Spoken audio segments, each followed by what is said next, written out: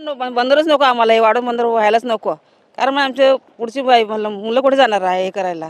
धंदाच आहे आमचा असा, म्हणजे इथे आल्यावर आम्ही उपाशी राहू शकत नाही.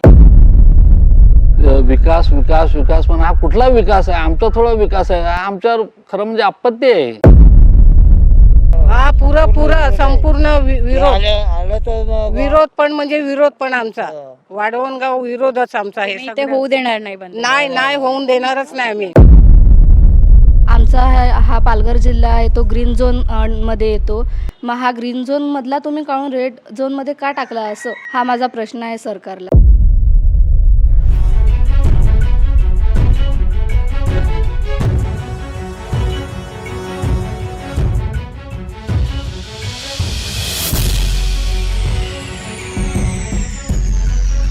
नमस्कार, मी संजना खंडारे. आज बाई माणूस पोहोचले त्या वाढवण वरोर किनारपट्टीवर, जिथे वाढवण बंदर प्रकल्प होणार आहे. त्या मागे खूप मोठा मोर्चा निघाला होता या वाढवण बंदर विरोधाच्या याच्यावर, आणि नेमकं हे बंदर कुठल्या ठिकाणी होणार आहे बघण्यासाठी बाई माणूस इथे पोहोचलं होतं. याचं काम सुरू झालेलं आहे असं सांगण्यात आलं होतं, पण आपल्याला दिसत असेल की इथे अजून काहीच काम सुरू झालेलं नाही आहे. स्थानिकांवर हे बंदर सुरू झाल्याच्या नंतर, म्हणजे या बंदराचं काम सुरू झाल्यानंतर काय परिणाम होणार आहेत आणि त्यांना विस्थापित व्हावं लागणार आहे का, आणि विस्थापित व्हायचं असेल तर कुठे ते विस्थापित होतील, त्यांच्या जगण्यावर, त्यांच्या आरोग्यावर आणि इथल्या पर्यावरणावर काय परिणाम होणार आहे हे जाणून घेण्यासाठी बाई माणूस इथपर्यंत पोहोचलाय. तर या रिपोर्टमध्ये आपण इथल्या स्थानिकांबद्दल आणि इथे जे कार्यकर्ते आहेत जे या वाढवण बंदराला विरोध करतायत त्यांच्याशी बोलणार आहोत. विरोध आहे पूर्ण, हा पुरा संपूर्ण विरोध पण म्हणजे विरोध पण आमचा वाढवणगाव विरोधच आमचा हे ते होऊ देणार नाही.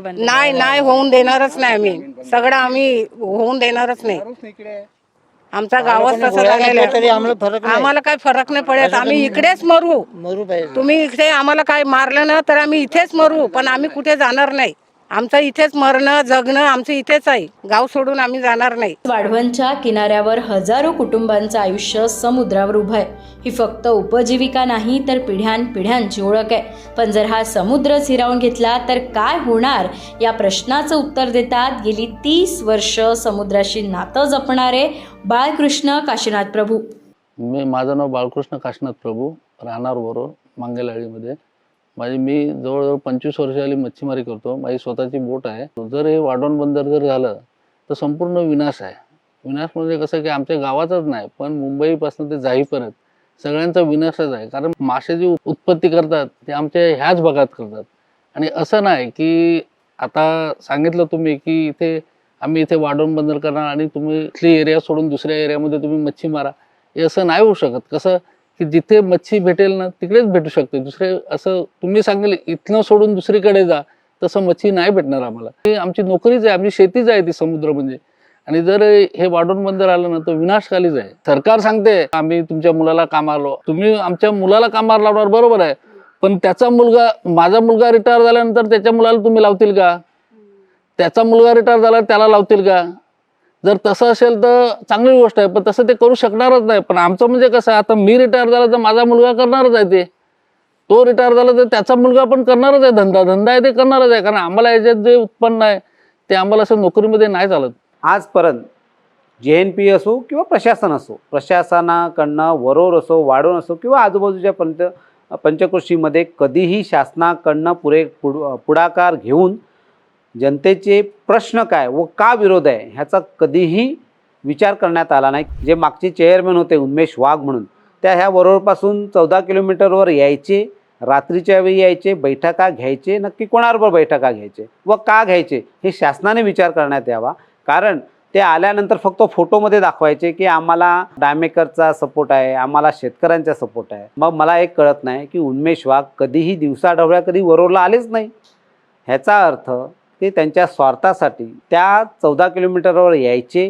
का यायचे ते शासनाने त्याचा विचार करावा. प्रत्यक्षामध्ये तुम्ही 19चा मोर्चा पाहिला असेल, 30,000 लोक रस्त्यावर उतरलेली.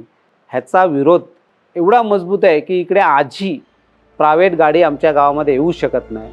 एकीकडे स्थानिकांचा तीव्र विरोध तर दुसरीकडे प्रशासनाचा दावा मात्र वेगळाच आहे. सरकारच्या मते वाढवण बंदर प्रकल्प पर्यावरणीय नियम पाळून आणि स्थानिकांना कमीत कमी परिणाम होईल अशा पद्धतीने रचण्यात आलाय.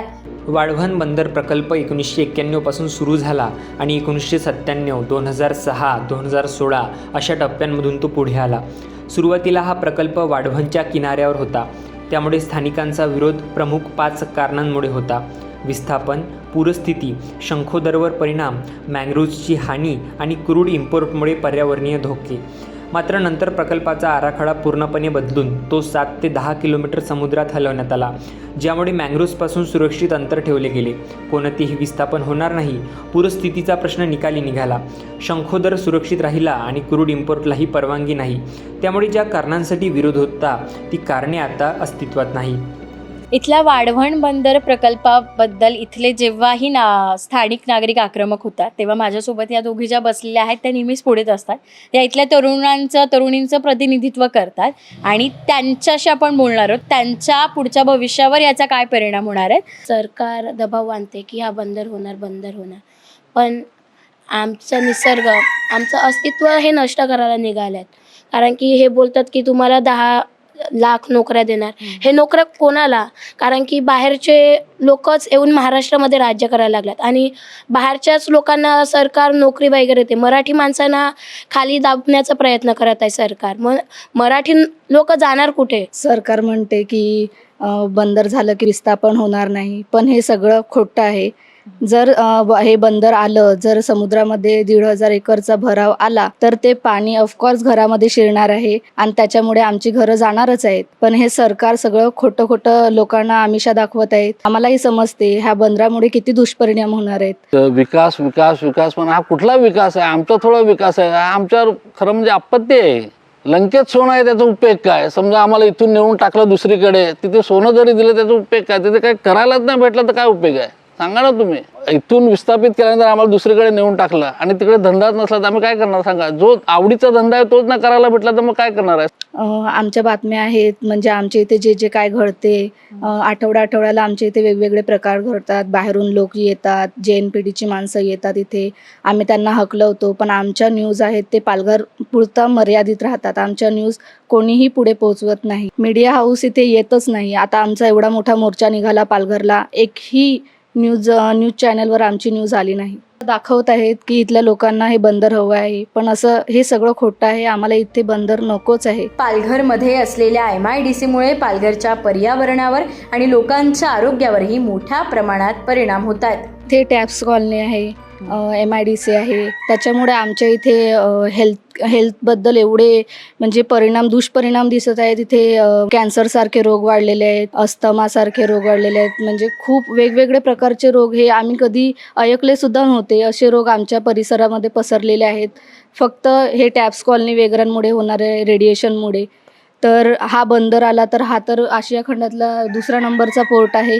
मग ह्याच्यामुळे किती प्रदूषण होणार आहे हे सरकार सांगत नाही. आमचा हा पालघर जिल्हा आहे तो ग्रीन झोनमध्ये येतो. मग हा ग्रीन झोनमधला तुम्ही काढून रेड झोनमध्ये का टाकला, असं हा माझा प्रश्न आहे सरकारला. इथे चिकूची लागवड खूप व्हायची, आता ती पण नाही दिसत. डहाणूमध्ये डहाणू हा चिकूसाठी प्रसिद्ध होता, आता ते पण नाहीच दिसत चिकू जास्त. थर्मल पॉवर आहे, त्यातून जी हॅश बाहेर येते ती पूर्ण चिकूच्या झाडांच्या पानांवर वगैरे ते लागून पूर्ण चिकूची लागवड पूर्ण खराब झाली आहे.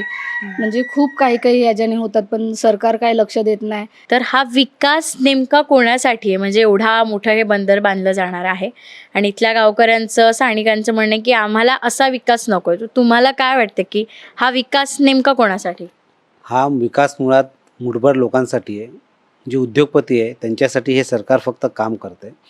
आतापर्यंत तुम्ही पाहिलं असेल, कोणताही प्रोजेक्ट द्या, त्या प्रोजेक्ट झाल्यानंतर तिकडचं जे विस्थापन झालेलं आहे किंवा तिकडचा जो स्थानिक शेतकरी आहे त्याची कायमस्वरूपी जागाही गेलेली आहे आणि जे हातचं होतं तेही गेलेलं आहे. त्याच्यामुळे हा विकास कधीही सामान्य किंवा सर्वसामान्य जनतेसाठी कधीही नसतो. हा विकास फक्त उद्योगपती आणि त्याच्यावर जे त्यांचे इन्व्हेस्टर असतात त्यांच्यासाठी आणि सरकारी लोक जे अधिकारी असतात त्यांचा ह्याच्यातनं विकास साधला जातो.